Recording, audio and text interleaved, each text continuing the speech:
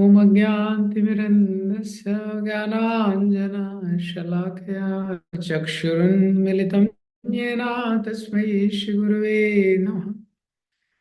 नमो विष्णुपादाय कृष्णपृष्ठाय भूतले श्रीमते भक्तिवेदान्त स्वामीति नामिने। नमस्ते सरस्वते देवे गौरवाणी प्रचारिणे निर्विशेषा शून्यवादी पाश्चात्य देश तारिणे। जय श्री कृष्ण चैतन्य प्रभु नित्यानंद श्री अद्वैत गदाधर शिवासादि गौर भक्त वृंद। हरे कृष्णा कृष्णा कृष्णा हरे हरे, हरे राम राम राम हरे हरे। हरे कृष्णा। तो 11 चैप्टर, भगवत गीता का 11 चैप्टर हम लोग देख रहे थे। तो ये चैप्टर का नाम है विराट रूप दर्शन, यूनिवर्सल फॉर्म। तो 10वें अध्याय में जब भगवान अपने ऐश्वर्यों के बारे में बताते हैं तो भगवान बताते हैं कि एकांशेन स्थितो जगत, एक फ्रेगमेंट में, मेरे एक अंश में मैं सारे जगत को धारण करता हूँ। तो अर्जुन रिक्वेस्ट करते हैं कि मैं उस स्वरूप को देखना चाहता हूँ, मैं आप देखना चाहता हूँ कि कैसे आप पूरे ब्रह्मांड को परवेट करते। तो उसको दिखाने के लिए भगवान ने 11th चैप्टर विश्व रूप दर्शन। तो ये जो 11th चैप्टर है इसमें मेनली डिस्क्रिप्शन है विराट रूप का। तो मैं जस्ट थोड़ा सा रिवाइज करा रहा हूँ। तो इसमें 3 लोग डिस्क्रिप्शन देते हैं। सबसे पहले तो भगवान स्वयं डिस्क्रिप्शन देते हैं अर्जुन को। रूप दिखाने के पहले बताते हैं कि इस रूप में तुम क्या क्या देखोगे। जो भी तुम देखना चाहते हो इसे एक रूप में एक जगह सब कुछ देखोगे। और भगवान के बाद जो संजय है वो भी अर्जुन, संजय डिस्क्राइब करते हैं यूनिवर्सल फॉर्म को, फिर जो अर्जुन है अर्जुन भी डिस्क्राइब करते हैं। तो 3 लोग डिस्क्राइब करते हैं। भगवान डिस्क्राइब करते हैं यूनिवर्सल फॉर्म को, ये विराट रूप को। उसके बाद संजय बताते हैं यूनिवर्सल फॉर्म का वर्णन, क्योंकि वो भी देख रहे हैं। और अर्जुन बताते हैं फिर यूनिवर्सल फॉर्म का डिस्क्रिप्शन। अब वही विराट रूप भगवान जब दिखाते हैं उसके साथ एक काल रूप का भी दर्शन कराते हैं। तो जब काल रूप का दर्शन करते हैं अर्जुन बहुत भयभीत हो जाते हैं। अर्जुन प्रार्थनाएं अर्पण करते हैं। और इसका जो लास्ट सेक्शन है उसमें फिर भगवान बताते हैं कि केवल शुद्ध भक्ति को भगवान ग्लोरीफाई करते हैं। जब विराट रूप के बाद चतुर्भुज का दर्शन करवाते हैं, 4 भुजाओं वाले रूप का, उसके बाद 2 भुजाओं वाले रूप का दर्शन कराते हैं। तो भगवान बताते हैं कि ये जो मेरा रूप है विराट रूप से भी दुर्लभ है। मेरे इस रूप का दर्शन करना और केवल भक्ति के द्वारा ही ये संभव है।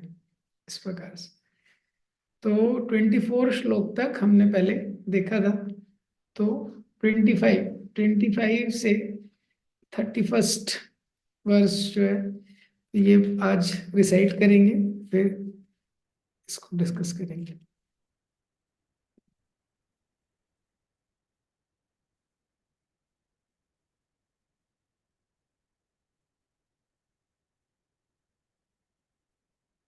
दंष्ट्राकरालानि चाते मुखानि दष्ट्रैव कालानलसन्निभानि दिशो न जाने लभे च शर्मा प्रसीद देवेश जगन्निवास। अमी च त्वां धातराष्ट्रस्य पुत्राः सर्वे सहैवावनिपालसंघे भीष्मो द्रोणासूतपुत्रस्तथा सहास्मदीयैरपि योधमुख्य वक्त्राणि ते त्वर्माणा विशन्ति दंष्ट्राकरालानि भयानकानि केचिद्विलग्ना दशान्तरेषु सन्दृश्यन्ते चूर्णिते उत्तमाङ्गे यथा नदीनां बहवोऽम्बुवेगाः समुद्रमेवाभिमुखा द्रवन्ति तथा तवामि नरलोकवीरा विशन्ति वक्त्राणि अभिज्वलन्ति यथा प्रदीप्तं ज्वलनं पतंगा विशन्ति नाशाय समृद्धवेगा तथैव नाशाय विशन्ति लोका तवापि वक्त्राणि समृद्ध वेगा लेलीयसे ग्रसमाना समन्ता लोकान् समग्रान् वदने ज्वलादिभिः तेजो विरापूर जगत् समग्रं भासस्तु उग्रा प्रतपन्ति विष्णु आख्याहि मे को भवानुग्र रूपो नमस्तु ते देव वर प्रसीद विज्ञातुमिच्छामि भवन्तमाद्यं नहि प्रजानामि तव प्रवृत्तिम् श्रीभगवानुवाच कालोऽस्मि लोकक्षयकृत् प्रवृद्धो लोकान् समाहर्तुमिह प्रवृत्ता ऋतेऽपि त्वां न भविष्यन्ति सर्वे येव स्थिताः प्रतिनिकेषु योधा।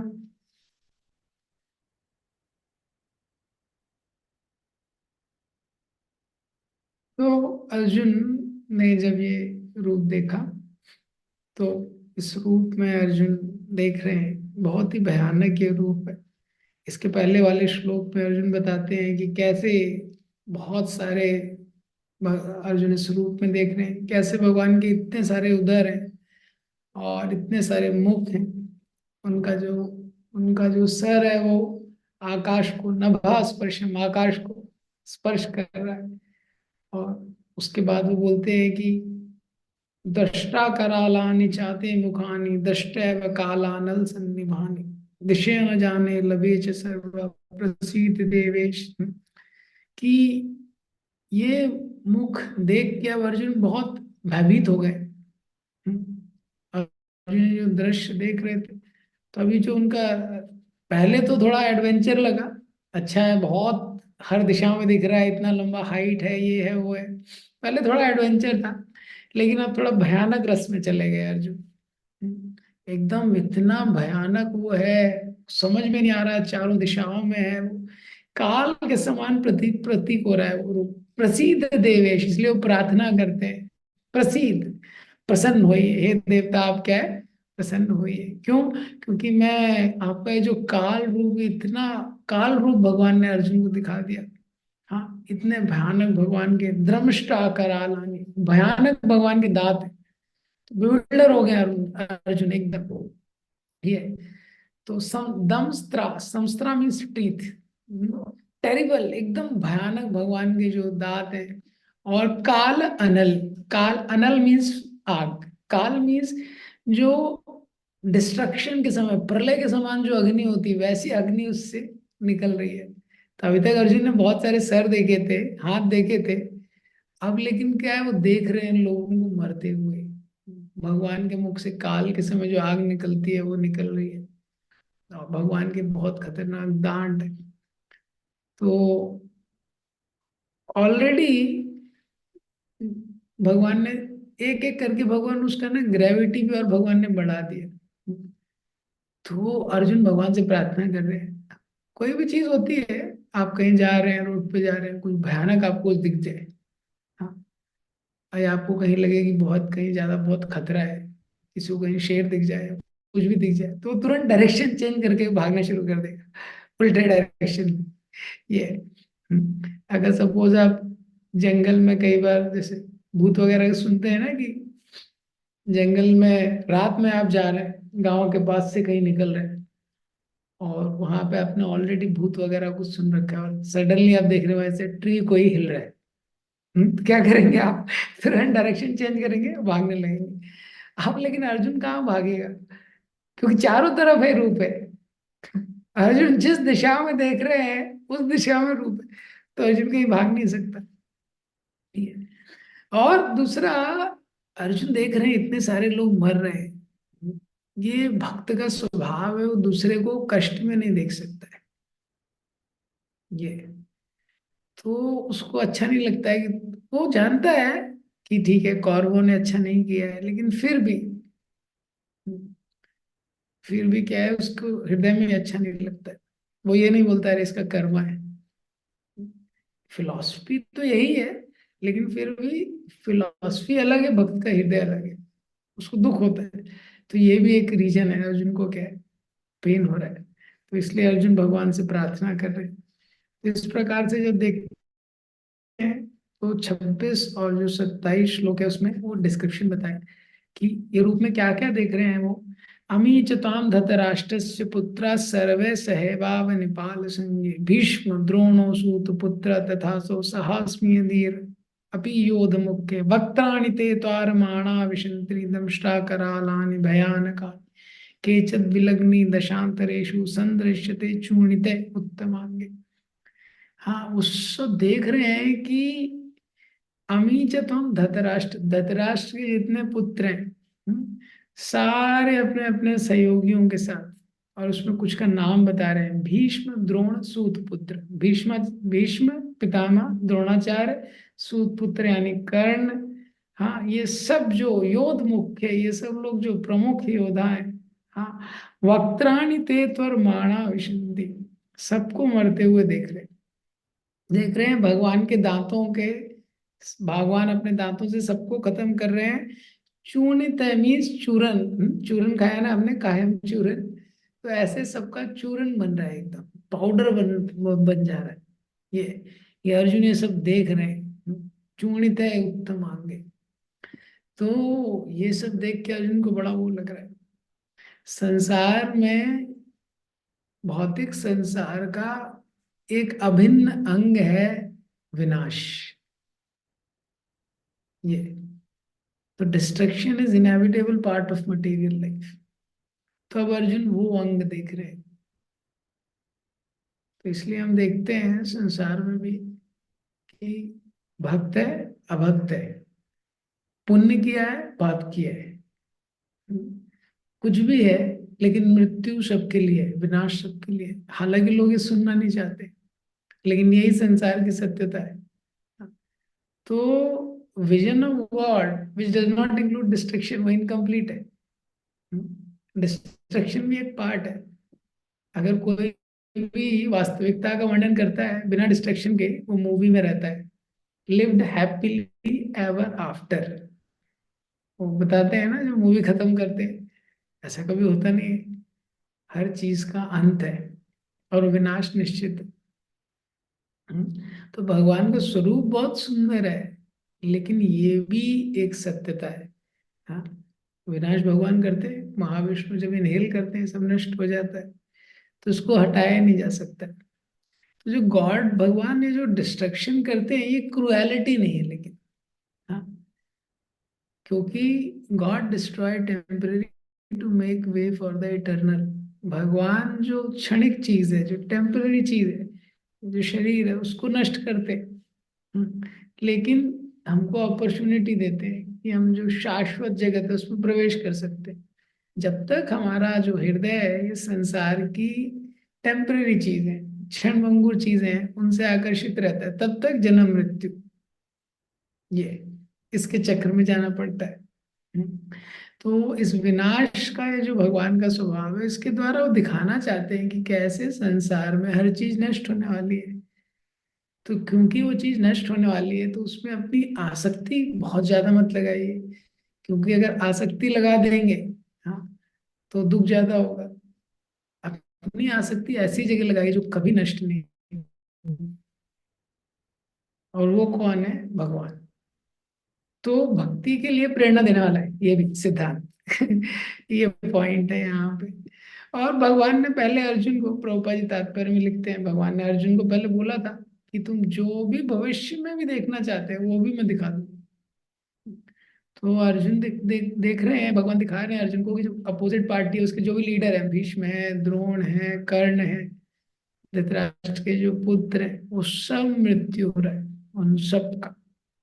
लगभग लगभग जो भी कुरुक्षेत्र की सेना में थे, हाँ, और अर्जुन की विजय होगी, भगवान ने पहले ही दिखा दिया। हालांकि भीष्म पितामह थे, वो अजय, तो उनको कोई हरा नहीं सकता था, लेकिन उनकी भी मृत्यु होगी। और जो कर्ण है उसकी भी मृत्यु होगी। ये सब भगवान ने दिखा दिया। ये, और भगवान अर्जुन को वो अभय चरणारविंद है, भगवान अपने भक्तों को अभय प्रदान करने वाले। तो भगवान का थॉट था कि अगर अर्जुन के मन में कोई संशय है कि जीत होगी कि हार होगी, तो वो अभय भगवान देना चाहते थे। मैच के पहले ही भगवान बताना, he wanted to avoid that fearlessness. हाँ, सो ये भगवान का स्वभाव है, वो अपने भक्तों से आदान प्रदान करते हैं। इस प्रकार से तो भगवान ने उनको दिखाया। तो जब भी ऐसी सिचुएशन है, ये बहुत डिस्ट्रक्शन को एक्सेप्ट करना आसान नहीं रहता। जैसे भुज में कुछ समय पहले गुजरात में भूकंप आया था, भुज में। तो उसके फोटो देख के लोगों को, इतना भयानक भूकंप था। इसी तरह जब सुनामी पहली बार आया था, तो लोग बोलते हैं कि भगवान क्यों कर रहे हैं ऐसा, भगवान इस तरह का क्यों करते हैं। हम्म, तो लेकिन जब लोग पाप करते हैं तब ये सोचते नहीं है कि इसका कुछ रिएक्शन आएगा। लेकिन जब वो परिस्थिति आती है तब वो लोग इस प्रकार से सोचते हैं। बहुत ही डेंजरस दृश्य है, लेकिन भगवान अर्जुन को फियरलेसनेस देना चाहते हैं, दिखा रहे हैं। फिर 28 श्लोक में दो एनालॉजी बताई है। यथा नदीनाम बहवोऽम्बुवेगा, बहुत सारी नदियां जिस प्रकार से समुद्र की ओर जाती हैं, समुद्रमेवा अभिमुखा द्रवन्ति, तथा तवामी नरलोकवीरा विशन्ति वक्त्राणि अभिज्वलन्ति। उसी तरह ये वीर पुरुष भगवान के मुख में प्रवेश कर रहे थे। फिर अगले श्लोक में बोलते हैं यथा प्रदीप्तम ज्वलना पतंगा, जैसे जो पतंगा होता है वो ज्वाला की ओर या आग की ओर जाता है। विशंति नाशाय समृद्ध वेगा, और उसका नाश हो जाता है। तथैव नाशाय विशंति लोका तवापि वक्त्राणि समृद्ध वेगा। ये इसी प्रकार से ये जो वॉरियर थे, ये भी भगवान के मुख में जा रहे थे। तो जैसे दो उदाहरण दिए, एक समुद्र की ओर नदियां जाती हैं और जो पतंगा होता है वो आग में जाता है। लेकिन इसमें थोड़ा अंतर है, क्योंकि दो तरह के लोग हैं जिनकी मृत्यु हो रही है। कौरवों की साइड भी दो तरह के लोग हैं। ऐसा नहीं है कि कौरवों की साइड में सब लोग बुरे हैं, अच्छे लोग भी हैं। तो जब पतंगा होता है, वो आग से बहुत आकर्षित होता है, आग में जाता है, उसकी मृत्यु हो जाती है। तो जो पतंगा है, आग में प्रवेश करने के पहले भी उसके जीवन का कुछ ज्यादा यूज नहीं रहता, और आग में प्रवेश करता है, मृत्यु हो जाती है, तभी भी कोई यूज नहीं रहता। तो ये रिप्रेजेंट करता है भौतिकवादी व्यक्ति को। वो जीवित है तभी भी कुछ उपयोग नहीं है उसका, और मृत्यु हो जाएगी उसके बाद भी कुछ उपयोग नहीं होता है। लेकिन जो नदियां हैं जो समुद्र में प्रवेश कर रही हैं, तो समुद्र में प्रवेश करने के पहले जहां भी नदी रहती है, जो रिवर बेड रहता है, पढ़ा होगा ज्योग्राफी में, तो वहां की जो भूमि रहती है बहुत उपजाऊ रहती है। ये और जब वो समुद्र में भी जाती है तभी भी वैल्यू एडिशन होता है। ये जीवन है भक्तों का, वैष्णवों का। वो जीवित रहते हैं, तो जीवित रहते हैं तो भी दूसरों की सेवा करते हैं। और जब उनकी मृत्यु होती है, मृत्यु के बाद भी उनका जो जीवन चरित्र रहता है, जो लिगेसी वो छोड़ के जाते हैं, भक्ति विनोद ठाकुर बोलते हैं वैष्णव नेवर डाई। वैष्णव उसकी मृत्यु नहीं होती। They die to live and they live to spread the glories of holy name around. तो दोनों में उनका जीवन जो है वो दूसरों के उपयोग में आता है। तो ये जो दो श्लोक है, इसमें दो एनालॉजी बताई गई। तो किस प्रकार से अर्जुन देख रहे हैं कि सारे लोगों का मृत्यु हो रहा है। तो बहुत अनपैलेटेबल है ये देखना, लेकिन अनअवॉइडेबल है। तो समय का, काल का ये प्रभाव है। Time makes unpalatable unavoidable. हम लोग जो नहीं चाहते हैं, कोई नहीं चाहता है व्रत होना, कोई नहीं चाहता है मृत्यु, कोई नहीं चाहता है हमारे जिनसे भी हमारे जो निकट के संबंधी हैं किसी से भी विरह हो, कोई भी बिछड़े, किसी का मृत्यु हो, लेकिन ये होना है। Time makes unavoidable unpalatable unavoidable. लेकिन कृष्ण का ये स्वभाव है, कृष्णा मेक्स अनअवॉइडेबल पैलेटेबल। तो ये अनअवॉइडेबल है क्या? डेथ। अनअवॉइडेबल मतलब उसको हम अवॉइड नहीं कर सकते, और बहुत अनपैलेटेबल है। लेकिन भगवान उसको पैलेटेबल बना सकते हैं। अगर हम भगवान की भक्ति करें तो मृत्यु तो आएगी, लेकिन जैसे संसार में बताते हैं, रोते हुए व्यक्ति आता है, जन्म होता है तो बच्चा रोते रहता है, और जिंदगी भर भी किसी न किसी चीज के लिए रोते रहता है। और ज्यादातर लोग मृत्यु के समय भी क्या करते हैं? रोते रहते हैं। तो रोते हुए तो सब आए हैं, लेकिन अगर भक्ति कर रहे हैं तो जाते समय रोना नहीं पड़ेगा। हरिदास ठाकुर भगवान का दर्शन करते हुए उनका मृत्यु हुआ, भीष्म पितामह भगवान का दर्शन करते हुए। हाँ, और केवल यही लोग नहीं, बहुत सारे इस्कॉन में डिवोटी भी, भक्ति तीर्थ महाराज ने राधानाथ महाराज के साथ इतने सारे भक्त हैं, वैसे उन्होंने शरीर छोड़ा, कदम कानन महाराज ने रिसेंटली शरीर छोड़ा, बहुत सारे डिवोटीज। ये तो जाते समय नहीं रोना पड़ेगा, तो अनअवॉइडेबल को भगवान पैलेटेबल बना सकते हैं। ये तो ये सारे जो लोग हैं, इसमें जो भीष्म पितामह आदि हैं, तो ये क्या है, इनका कंपैरिजन दिया गया है किससे? जो नदी है जो समुद्र में जाती है उनसे, और जो उस प्रकार के लोग हैं जैसे दुर्योधन आदि, तो उनका उदाहरण दिया गया। जो कौरव सेना के, क्या, जो पतंग है वो उसमें जाता है। तो ये दोनों में और अंतर है, एक और अंतर है। क्या अंतर है? नदी समुद्र में जाती है तो वो भी समुद्र का पार्ट बन जाती है, जो पतंगा होता है वो आग में जाता है तो नष्ट हो जाता है। लेकिन दोनों में अंतर है, एक वॉलेंटरी। ये क्या है, इसमें डेथ में क्या अंतर है? जैसे भीष्म पितामह आदि हैं तो इनका मृत्यु कैसा है? जैसे नदी समुद्र में जा रही है। पहले भी वैल्यू एडिशन किया है इन्होंने दूसरों के लिए, मृत्यु के समय भी इतना इंपॉर्टेंट लेक्चर दिया उन्होंने। ये, लेकिन कौरव के बाकी दुर्योधन आदि हैं, ये कैसा है? ये मौत पतंगे की तरह है। दूसरा क्या है? वॉलेंटरी और इनवॉलेंटरी है। भीष्म पितामह युद्ध चाहते नहीं थे, उनकी इच्छा नहीं थी ये युद्ध, क्योंकि उनको पता था युद्ध होगा तो मृत्यु होगी। ये भी उनको पता था कि कृष्ण जिस पक्ष में है उसको हराया नहीं जा सकता। लेकिन दुर्योधन क्या है, वो युद्ध चाहता था। वो युद्ध क्या है, चाहता था। अब जो पतंगा है, वो क्या होता है, जब उसकी मृत्यु होती है तो रामानुजाचार्य इसमें बताते हैं, तो जब पतंगा है वो आग में जाता है, मृत्यु होती है, तो उसमें कुछ गेन नहीं होता किसी का, बस उसकी एक डेड बॉडी रहती है, उसको क्लीन करना पड़ता है। लेकिन जब नदी होती है वो समुद्र में जाती है, तो समुद्र में जाते जाते बहुत लोगों का बेनिफिट करती है, बहुत सारी भूमि को उपजाऊ बनाती है, उस प्रकार से। तो तीन इनमें डिफरेंस बताया गया है। ये तीन डिफरेंस आचार्यों ने। तो भीष्म और द्रोणा, ये लोग हैं, इनका मृत्यु रिवर के समान है। बाकी जो कौरव वाले हैं, इनका मृत्यु है जो पतंगा आग में एंटर करता है उसके समान।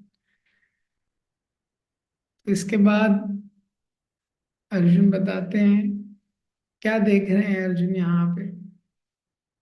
ले ली यसे ग्रसमाना समन्ता लोकान समग्रान वदने ज्वलादिवि तेजो विरापूर जगत समग्रम भासस्तोग्र प्रतपन्ति विष्णु। ले ली यसे मीन्स लिकिंग। जैसे शेर होता है ना, शेर अब किसी चीज को लिक करता है, तो ले ली ऐसे ग्रस माना, ग्रस माना मीन्स जैसे अजगर होता है, किसी चीज को डिवाउर कर लेता है, निगल लेता है। देख रहे हैं भगवान के मुख में, जैसे समुद्र में, नदी समुद्र में जाती है, पतंगा आग में जाता है, भगवान कैसे कोई किसी को लिक कर रहा है, उनकी इतनी बड़ी जीभ है, जैसे शेर की जीभ रहती है, निगल रहे हैं लोगों को एक एक करके, समन्ताल चारों दिशाओं में यही चल रहा है। लोकान समग्रान वदने ज्वलादि भी, वदने भी मुख, इतने इतने भगवान के मुख हैं, ज्वलादि भी सारे मुखों से इतनी आग निकल रही है, तेजो भी अपूर्व है, इतना तेज निकल रहा है, सारी दिशाओं को कवर कवर पकड़ कवर कर रहा है वो। और उग्र, बहुत उग्र रूप है ये। जैसे नरसिंह देव भगवान के बहुत सारे जो अब जो नरसिंहदेव हुए तो स्थानु नरसिम्हा, जब भगवान कूदने वाले हैं, जस्ट अभी कूदे नहीं पर उससे निकले नहीं है, ऐसी उग्र नरसिम्हा। तो नरसिंहदेव प्रकट हुए हैं, लेकिन उसमें भी अलग अलग स्टेज पे भगवान का बहुत अलग वो था स्वभाव। तो उग्र नरसिम्हा जो है वो बहुत डेंजर है। उग्र नरसिम्हा जो मायापुर में इंस्टॉल किए हैं वो कौन है? उग्र नरसिंहदेव का डीटी है। तो इसलिए उसका आप लीला सुनते हैं, जो स्कल्पचर था, मूर्तिकार था, वो बनाने के लिए रेडी ही नहीं था। और उग्र नरसिम्हा का ड्यूटी है वो, आप वो गृहस्थ तो उसको वर्शिप भी नहीं कर सकते जनरली। बहुत उग्र स्वभाव में भगवान उसमें रहते हैं। इसलिए भगवान मायापुर वाले नरसिंह जी का बहुत सारा स्टोरी है। तो ऐसा ये अर्जुन स्वरूप देख रहे हैं कि भगवान चारों दिशाओं में इतना तेज निकल रहा है, आग निकल रही है मुखों से, ये सबको कंज्यूम कर रहे हैं। तो ये जो फॉर्म है, इसमें भगवान सबको, सबका विनाश कर रहे हैं। तो कुरुक्षेत्र वार में वो जो यज्ञ चल रहा है, वो कौरव क्या है, जैसे यज्ञ में आहुति डालते हैं वैसे ही, जैसे घी डालते हैं वैसे ही सारे कौरव क्या है, उनकी मृत्यु हो रही है। तो ये सब देखने के बाद अर्जुन बहुत डर जाते हैं और प्रश्न करते हैं, क्या? आख्या ही मे को भवानुग्र, आख्या ही, मुझे कृपया बताइए, 31, मुझे कृपया बताइए, को भगवान उग्र रूपो, हे भगवान आप कौन है? आप कौन है? उग्र रूप, आपने इतना उग्र रूप लिया है, नमस्तु, प्रणाम कर रहे हैं, ते देव वरा प्रसीद, कृपया करके आप प्रसन्न होइए। कौन है आप? देवताओं में सर्वश्रेष्ठ, कृपया मुझे विज्ञातुम इच्छामि, मैं जानना चाहता हूँ, मेरी इच्छा है, मैं जानना चाहता हूँ कि आप कौन है। नहीं प्रजनामि तव प्रवर्ति, आप कौन है? और प्रवृत्ति, आपका मिशन क्या है? आप क्यों आए? तो इस 31 श्लोक में अर्जुन दो प्रश्न करते हैं। तो विराट रूप में ये एडिशनल है, काल रूप, ये भगवान ने किसी को नहीं दिखाया अभी। ये दुर्योधन को भी नहीं दिखाया था, यशोदा मैया को भी जो दिखाया था विराट रूप, उसमें ये नहीं दिखाया था। तो भगवान ने काल रूप भी दिखा दिया अर्जुन को। तो अर्जुन बोलते हैं आप कौन है? आप प्रसन्न होइए, कृपया करके मुझे बताइए। तो भगवान बोलते हैं 32 श्लोक में, श्री भगवान वाचा, कालो अस्मि, मैं काल हूं, लोकक्षय कृत प्रवृत्तो, ये सारे लोगों का नाश करने वाला, लोकान समाहर्तुम यह प्रवृत्ता ऋते पित्वा, तो ये मैं लोगों का नाश करने आया हूँ, लोका समाहर्तुम, सारे लोगों का यहाँ पे नाश करूंगा। ऋते, ऋते मीन्स एक्सेप्शन, ऋते भी तुम पांडवों को छोड़ के कोई भी जीवित नहीं जाएगा, ये दो में से कोई जीवित नहीं जाएगा। प्रतिनिकेशु योद्धा, प्रति अनिकेशु, प्रति मीन्स तुम्हारी सेना के विरुद्ध जो लड़ रहा है, तुम्हारे विरुद्ध, अनिकेशु जो सेना में, वो बचेगा नहीं। तो अर्जुन ने पहले जब यूनिवर्सल फॉर्म देखा था, तो यूनिवर्सल फॉर्म जो विराट रूप था, उसको देख के ही अर्जुन को इतना आश्चर्य हो गया था। अब यूनिवर्सल फॉर्म देख के जब काल रूप अर्जुन ने देखा, तो अर्जुन बहुत भयभीत हो गए। तो भगवान बता रहे हैं, लेकिन वो क्यों आए? जो काल रूप है ये क्या है? दुष्टों का नाश करने के लिए, पांडवों का नाश नहीं करने वाला है, लेकिन बाकी लोगों का नाश करने के लिए। ये श्रीधर स्वामी बोलते हैं, जैसे शेरनी होती है, शेरनी बहुत खतरनाक होती है, lioness is very fearful, but not to its cubs, लेकिन जो अपने बच्चों के लिए फियरफुल नहीं रहती है, बाकियों के लिए रहती है। इसी तरह जब काल रूप में भगवान आते हैं, तो दूसरों के लिए बड़ा डेंजर सिचुएशन, जो शत्रु हैं नष्ट करने के लिए। जब नरसिंह देव आए तो प्रहलाद महाराज लेकिन भयभीत नहीं हुए। पूरा डिस्क्रिप्शन है 7th कैंटो में, प्रहलाद महाराज प्रार्थनाएं कर रहे हैं, और नरसिंह देव के कान कैसे हैं, उनकी जीवा कैसी है, उसका पूरा डिस्क्रिप्शन है। लेकिन प्रहलाद महाराज बोलते हैं मुझे कोई भय नहीं लग रहा है। जैसे प्रभुपाद जी इस तात्पर्य में इसको एक्सप्लेन करते हैं, जो कथा उपनिषद का एक श्लोक है उसको बताते हैं, यस्य ब्रह्म च क्षत्रम च उभे भवत ओढ़ना मृत्युर्यस्योपसेचानम कायत्थ वेद यस्त्रसा, कि ब्राह्मण क्षत्रिय सबको अर्जुन देख रहे हैं सब भगवान खा रहे हैं, जैसे प्रसाद खाता है ना कोई, रोटी दाल सब्जी चपाती, वैसे ब्राह्मण क्षत्रिय देखिए सबको भगवान नष्ट कर रहे हैं। ऑल डिवावरिंग टाइम, कालो अस्मि। तो जब भगवान काल के रूप में आते हैं, उभे भवती ओढ़ना, ओढ़ना में सबको भगवान नष्ट कर रहे हैं, जैसे कोई भोजन करता है। मृत्यु यस्यो पशेचानम, मृत्यु जो है सबका नाश करती है। का इत्थवेत यत्र सब। तो ऐसे काल रूप को जानना आसान नहीं है। तो ये डिस्क्रिप्शन तो बहुत सारे चीज जगह पे दिया हुआ है। तो ये जब एटम बॉम्ब, ओपनहाइमर जिसको फादर ऑफ एटम बॉम्ब बोलते हैं, ओपनहाइमर, तो उन्होंने भी ये डिस्क्रिप्शन, जब पहली बार एटम बम का वो हुआ था, उसको उन्होंने टेस्टिंग किया था, तो उससे इतना प्रकाश निकला, इतना भयानक प्रकाश निकला। और बोलते हैं ये श्लोक उनको याद आया, ये तो कैसा विनाश करेगा, कालोस्मि लोक क्षयकृत प्रवृद्धो। भगवत गीता का श्लोक उसने बोला था। तो भगवान यहाँ बोल रहे हैं कि अर्जुन पहले से डरा हुआ, तो भगवान ने और डरा दिया उसको। बोला मैं काल हूं, तो क्यों आए हो, सबका संहार करने आए। तो ये संसार में समय का ये प्रभाव है, समय हर चीज को एनाइलेट करता है। ये तो समय जो है वो बहुत इंपॉर्टेंट चीज है। हाँ, क्योंकि स्पिरिचुअल वर्ल्ड में time is absent, time does not have a destructive effect. आध्यात्मिक जगत में जो समय है नष्ट नहीं करता है, लेकिन भौतिक जगत में काल हर चीज को नष्ट करता है। समय किसी के लिए नहीं रुकता है। तो समय का उपयोग करना बहुत इंपॉर्टेंट, क्योंकि ये भगवान की एक एनर्जी है, जिसको हम टाइम मैनेजमेंट बोलते हैं संसार में। लेकिन ये बहुत इंपॉर्टेंट है उसका डिटेल समझना। क्यों किसी व्यक्ति को कंसर्न रहना चाहिए कि कैसे मैं अपने समय को इन्वेस्ट कर रहा हूँ। Why we should be concern about time, because time is life. क्योंकि जो समय है वो जीवन ही है। कोई भी व्यक्ति कैसे अपने समय को इन्वेस्ट करता है, उससे आप बहुत कुछ समझ सकते हैं उसकी पर्सनालिटी के बारे में, कि कैसा उसका व्यक्तित्व है, कैसे उसकी अंडरस्टैंडिंग है, कैसे संसार में उसके संबंध रहेंगे। ये और जो समय है बहुत अलग है। ये संसार में समय एक जैसा नहीं रहता, टाइम क्या है, रिलेटिव रहता है।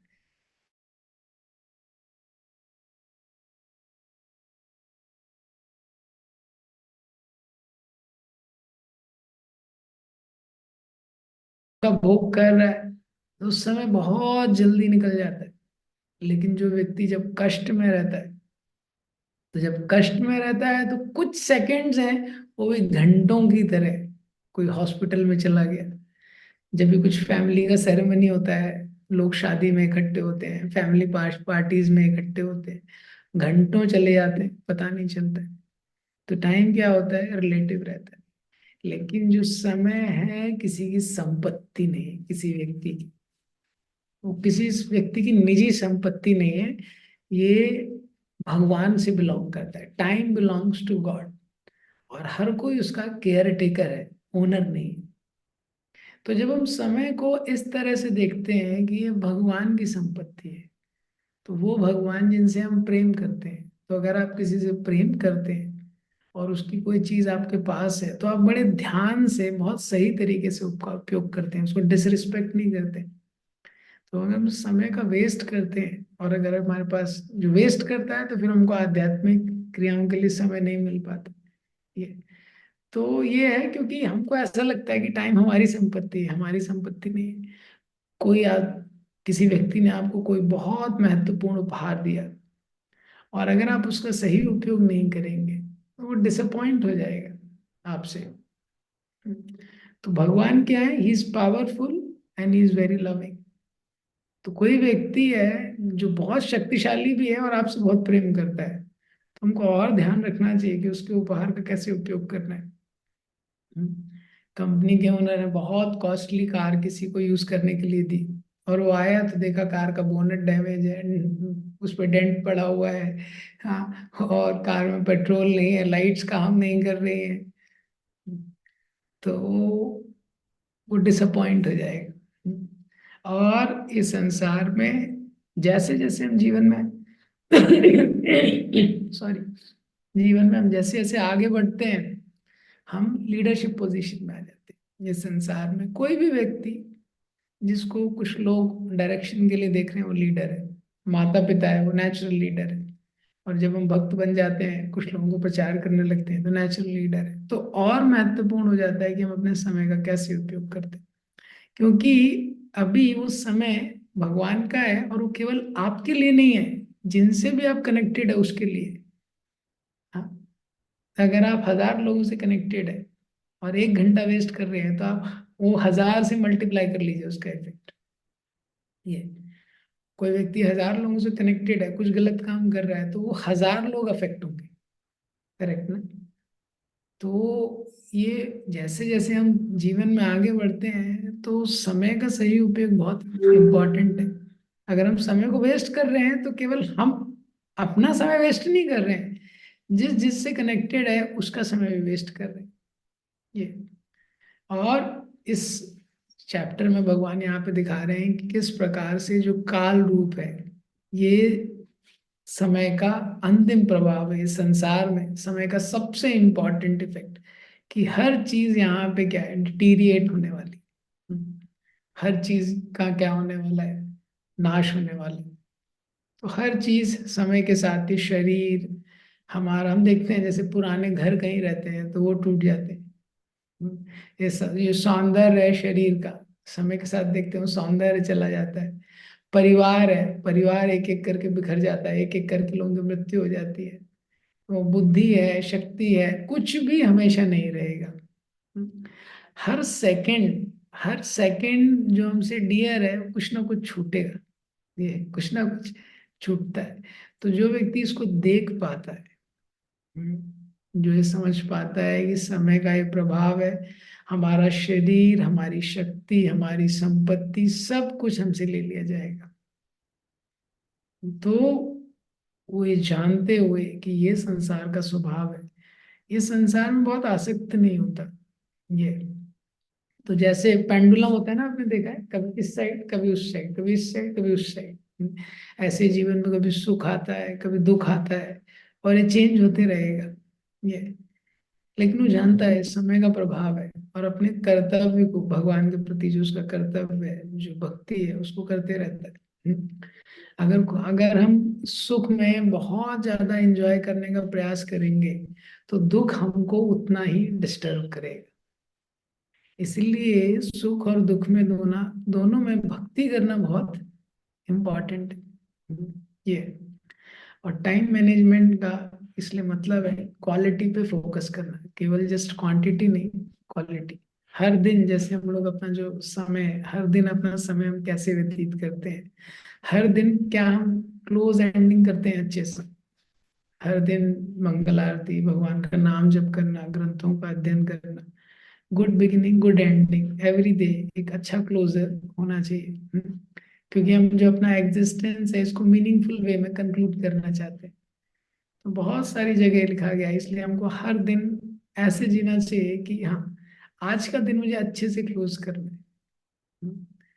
कृष्ण कॉन्शियस वे में मुझे इसको क्लोज करना है। इस तरह से हमको जीना चाहिए। इसीलिए समय को उपयोग करने के लिए short term goal, long term goal, थोड़ा प्लानिंग जरूरी है। हर कोई बहुत ऐसा इफेक्टिव प्लानर नहीं हो सकता है, लेकिन short term goal, long term goal, ये व्यक्ति को क्लियर होना चाहिए। जिससे समय का सही उपयोग हो सके। ये और ट्रांजिशनल टाइम, भक्ति तीर्थ महाराज स्पेसिफिकली बोलते हैं, ट्रांजिशनल टाइम क्या होता है, आप कुछ भी करने जा रहे हैं। जैसे आप किसी किसी व्यक्ति से, आपका अपॉइंटमेंट है, आप मिलने गए, लेकिन आपको 15 मिनट वेट करना पड़ेगा। आप हॉस्पिटल में गए, लेकिन डॉक्टर से मिलने 15 मिनट वेट करना पड़ेगा। करेक्ट। इंडिया में आप स्टेशन पे गए, लेकिन ट्रेन का जो टाइम है उसमें 15 मिनट, आधा घंटा तो वेट करना ही पड़ेगा। ये तो कोई भी कार्य के बीच में जो टाइम रहता है, उसको ट्रांजिशनल टाइम बोलते हैं। भक्ति तीर्थ महाराज इसको गिफ्ट टाइम बोलते थे। ट्रांजिशनल टाइम में लोग कुछ जनरली प्रोडक्टिव नहीं करते हैं, लेकिन हमारे पास कुछ चीजें होनी चाहिए। जो ट्रांजिशनल टाइम है, वो भगवान का गिफ्ट है। इसलिए डिवोटीज को या तो कुछ श्लोका बुक या डिवोटीज फीडबैक लेके चलते हैं तो चैंटिंग करते हैं, या कुछ श्लोका रिसाइट करते हैं, कुछ प्रभुपाद बुक पढ़ते हैं। ट्रांजिशनल टाइम को यूटिलाइज करने का हैबिट डालना चाहिए, वो बहुत हेल्प करता है। यूटिलाइजिंग स्लीप टाइम, तो भक्ति तीर्थ महाराज तो यहाँ तक लिखते हैं कि जो स्लीप टाइम है उसको भी यूटिलाइज करना चाहिए।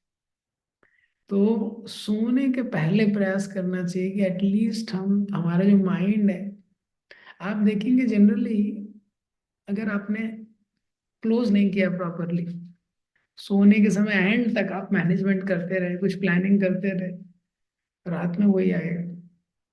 और सुबह उठेंगे ना जब के लिए, तो क्या है, बॉडी ने रेस्ट कर लिया लेकिन माइंड अभी भी ऑन था, रात भर ऑन था, सुबह भी ऑन है। आप जब करने बैठे हैं वही चल रहा है। क्या करना है, क्या पढ़ना था, कहाँ जाना था, क्या खरीदना था, जो भी आपने लास्ट थॉट था। इसलिए सोने से आधे घंटे पहले चीजों को थोड़ा बंद करके, जिसमें सबसे इम्पोर्टेंट है मोबाइल, मोबाइल को थोड़ा बंद करके फ्लाइट मोड पे डालना चाहिए, ऑफ नहीं, फ्लाइट मोड। सोने से पहले 15-20 मिनट थोड़ा कीर्तन, थोड़ा प्रेयर, थोड़ा कुछ आध्यात्मिक पढ़ सकते हैं, तो फिर आपका मूड धीरे धीरे चेंज होगा। फिर आप सोएंगे तो कुछ कृष्ण कॉन्शियस, आपका स्लीप भी कृष्ण कॉन्शियस हो जाएगा। फिर आप सुबह उठेंगे तो आप चैंटिंग कर पाएंगे।